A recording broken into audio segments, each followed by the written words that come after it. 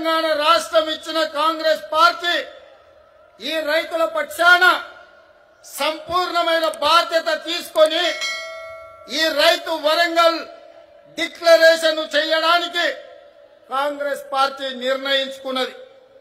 అందులో భాగంగానే కాంగ్రెస్ పార్టీ 365 రోజుల్లో అధికారంలోకి వచ్చి తీరుతుంది. మీ ఆశీర్వాదంతోనే సోనియమ్మ రాజ్యం ఏర్పడుతుంది.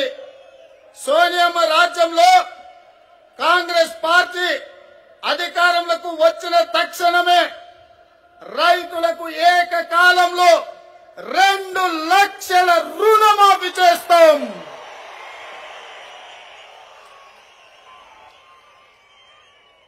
రెండవ డిక్లరేషన్ ఇందిరమ్మ రైతు భరోసా పథకం తెచ్చి భూమి కలిగిన రైతులకు, కౌలు రైతులకు ప్రతి ఎకరాకు ఏడాదికి 15,000 రూపాయల పెట్టుబడి సాయం అందిస్తాం.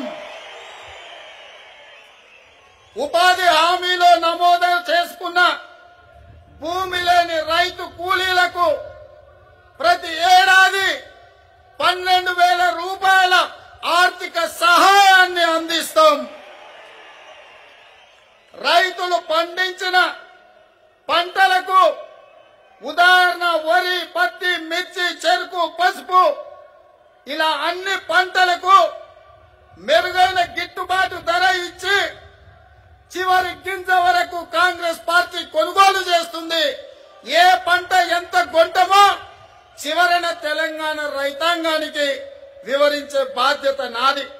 రైతు భరోసా వనకాలం ఎగ్గొట్టిండ్రు, యాసంగిలో సగానికి సగం కోత పెట్టడానికి కుట్రలు చేస్తున్నారు.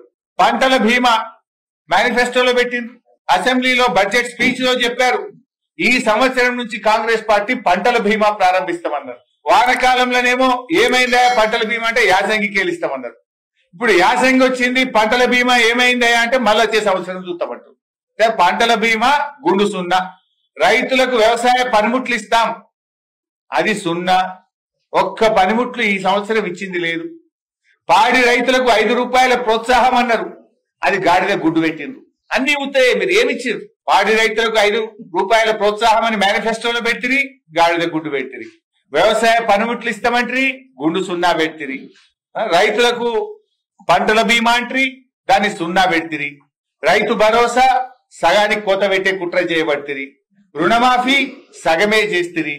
బోనస్ చెప్పిన దాంట్లో 5 పైసలు ఇచ్చిండ్రు, 95 పైసలు ఎగబెట్టిండ్రు. 24 గంటల కరెంట్ అన్నారు, 16 గంటలకు మించి కరెంట్ వస్తలేదు.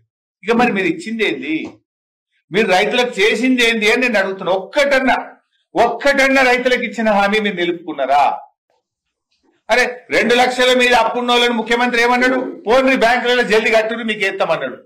ముఖ్యమంత్రి మాట నమ్మి అప్పులు తెచ్చి 2 రూపాయలు 3 రూపాయల మిత్తికి తెచ్చి బ్యాంకులలో డబ్బులు కడితే ఆ 2 లక్షల పైన ఉన్న రైతులకు ఇవ్వాలటికి రుణమాఫీ అయితలేదు. నేను అడుగుతా ఉన్నా, 2 లక్షల పైన ఉన్నటువంటి రైతులకు ఎప్పుడు రుణమాఫీ చేస్తారో కట్ ఆఫ్ డేట్ పెట్టండి. ముఖ్యమంత్రి గారు నీ మాట నమ్మి మిత్తికి తెచ్చి బ్యాంకులలో 2 లక్షల పైన ఉన్న డబ్బు కడితే ఇవాళకి ఒక్క రైతుకు కూడా రుణమాఫీ కాలేదు. 2 లక్షల లోపున్నోళ్ళు కూడా చాలా మంది ఇలా ఇబ్బందుల్లో ఉన్నారు. ఇంకా చాలా మందికి రుణమాఫీ కాలేదు. మిత్తిల మీద పడ్డాయి. నువ్వు డిసెంబర్ 7 తారీఖు దాకానే మిత్తి మీ లెక్క పెట్టినావు. ఏడాది ఆలస్యంగా రుణమాఫీ చేసి ఏడాది మిత్తిలు రైతులతో కట్టించినావు. నువ్వు ఇవాళ రుణమాఫీ ఆలస్యం చేసింది నువ్వు. ఏ రోజు రుణమాఫీ చేస్తే ఆ రోజు దాకా మిత్తి కట్టిస్తావా? డిసెంబర్ 7 తారీఖుకే లెక్క పెడతావా? డిసెంబర్ 7, 2023 నాటికే లాస్ట్ అంటే మరి 6 నెలలు ఏడాది మిత్తిలు ఇవాళ రైతుల మీద పడతా ఉన్నాయి.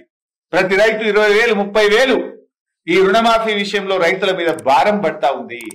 ఇలా 2 లక్షల లోపు కూడా రేషన్ కార్డు నిబంధన పెట్టి, కుటుంబం నిబంధన పెట్టి, కుటుంబంలో ఒక్కరికనే నిబంధన పెట్టి ఇవాళ రుణమాఫీలో కూడా సగానికి సగం రేవంత్ రెడ్డి కోతలు పెట్టిండు.